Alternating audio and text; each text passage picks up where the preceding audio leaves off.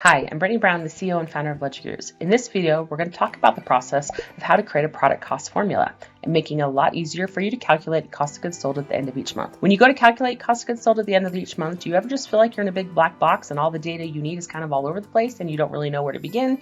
Your brain just feels totally discombobulated and the process just feels really complex.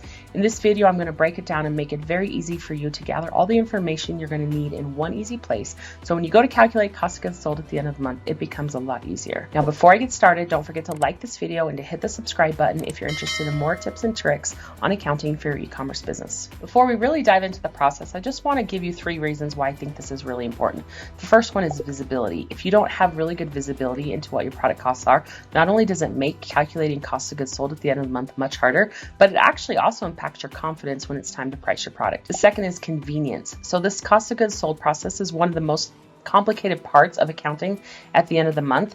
And if you're trying to gather all this data from all over the place or you don't have it in one easy spot, it actually makes this process a lot harder. And the third reason is foundation. So whether you're doing this in spreadsheets or whether you're preparing your data to actually implement an inventory tool, which we can help with if you get to that point and need help with it, all of it begins with having accurate product costs. One of the things you need to be considering when building your product cost formulas is which costs you will be including into inventory costs, meaning that those costs will go onto your balance sheet and move through your financials through cost of goods sold, or which costs will be expensed right away. For example, will you be including just product costs in your inventory, which we refer to as buy costs? Or will you also be including things like shipping costs, packaging, tariffs, and fees as well, which we refer to as the landed costs? And last, are you going to be manufacturing the product or will you be buying a finished good from somebody else? In this particular video, the example that we're going to go into assumes an outsourced manufacturing situation where you are buying a finished product from a vendor that is supplying it for you. In order to show you what this process looks like, we're going to use this sample invoice that should really be pretty familiar to you. Should look a lot like the documentation that you get from your vendors. And it includes a column that just tells you what the SKU is, gives you a price per SKU, usually the quantity of what you've ordered, and then the price times the quantity usually equals the total item for that particular product. And then down below you may have additional things like sales tax or shipping or things like that. These rows over here to the right that are in orange, these are calculating columns that I've added to kind of show you how this works. We'll get back to that in just a second. But what all of this is feeding into is this tab called Product Cost Catalog. This whole spreadsheet, incidentally, is available as a download off of our website, and it includes not only this, but also some other tabs as well that help with COGS calculation things.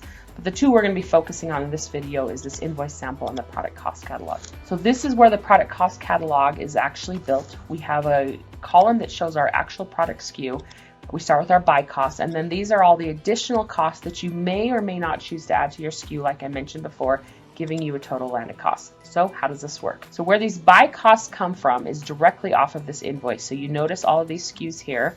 These match all of the SKUs that are sitting right here. So this buy cost is just a per unit cost of, that's exactly what it is. You just put in here the per unit cost of what you actually bought. Now in this case, I have made a decision to decide to allocate shipping as well. So let's talk a little bit about what that looks like. First of all, I want to make it clear you're not marrying an approach on this right now. If you choose in the future to change the way you're doing this, you can always adjust at any time.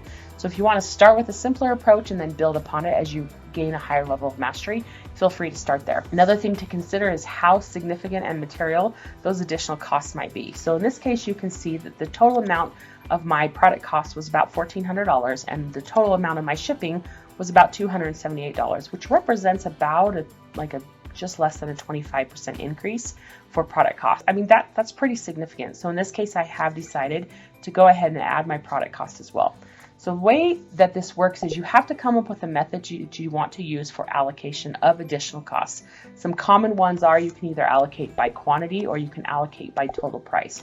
Some additional options that you have, especially if you're already using like an inventory management tool, is you can allocate by weight, you can allocate by size, you can allocate by, they actually usually have quite a few options available for additional landed cost allocations. In this case, I'm actually going to allocate by total price. So what I'm going to do here is I'm going to do a calculation that it's like a weighted average where I'm going to say what percentage of this total price do each of these line items actually represent. So the formula that I'm going to use to show you when I highlight this, it basically says This divided by this gives me a percentage. So these are all percentages lines. As I go down, I say this divided by this, this divided by this, this divided by this, and this shows me what percentage of this total dollar amount here is represented by each of these line items. So then I'm going to go back and I'm going to say, okay, now take this percentage and multiply it out by total shipping cost to give me, basically, this one represents 47.9% of 278, and I'm going to do that all the way down as well. Let me show you what this formula looks like. So I'm saying E3, which is this line here, times whatever my total shipping cost is. So I'm saying give me 47% of the total shipping cost, which gives me this here. Now, one thing to keep in mind is that we're always looking for a per unit cost on this. So this represents like how much of the total shipping, but this is not a per unit one. This actually represents the shipping costs. They're going to be spread across 8 units. So this last row here, I'm basically taking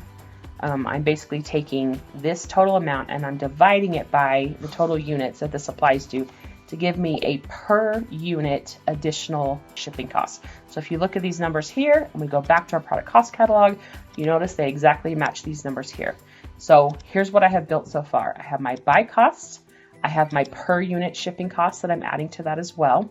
And then in this case, I know that I have like packaging costs, and I'm not necessarily trying to like track packaging costs exactly the same way, but in this case, I know that it costs me about $1.56 for each unit for additional packing costs. So I'm actually going to add those costs as well. Now, one of the things I want to point out when you're adding additional costs is that sometimes those additional costs are right here on the original invoice, but sometimes they're not. Sometimes you're receiving invoices after the fact that have to do with this particular shipment. So whether it's costs that are directly on this invoice or whether it's costs that come afterwards related to this shipment, those are all costs you need to be considering whether you want to add as landed costs or not, or whether you want to just stick with your original buy cost. So when you calculate all this out, now that you have all of this established and you have a per unit landed cost, this is what you'll then use to calculate at the end of each month in order to capture correct cost of goods sold. One thing I want to point out, if you haven't necessarily already thought this part through, is the way that this is going to be handled from an accounting perspective. So all costs that you've decided to include in product costs need to actually be coded to cost to inventory at the time that you see them pass through, like your bank accounts and credit cards, because you don't want to like expense them instead and then include them in your product costs, because then it'll throw off your cost of goods sold in your inventory. So keep this in mind when you're actually coding transactions that you see show up on your bank account and credit card feed, is that if you're going to include them in product costs, they need to go to the balance sheet, to the inventory account. And if you're going to bypass them and you're not going to include them to product costs, then you can go ahead and expense them right away. Thank you so much for watching. Please remember to hit that like and subscribe button and comment if you have any questions. Also, don't forget that this particular spreadsheet that I use to show this process is available as a download off of our website. And if you're interested in working with LedgerGurus and having us do your e-commerce accounting for you, then reach out through our website. I'll see you in the next video.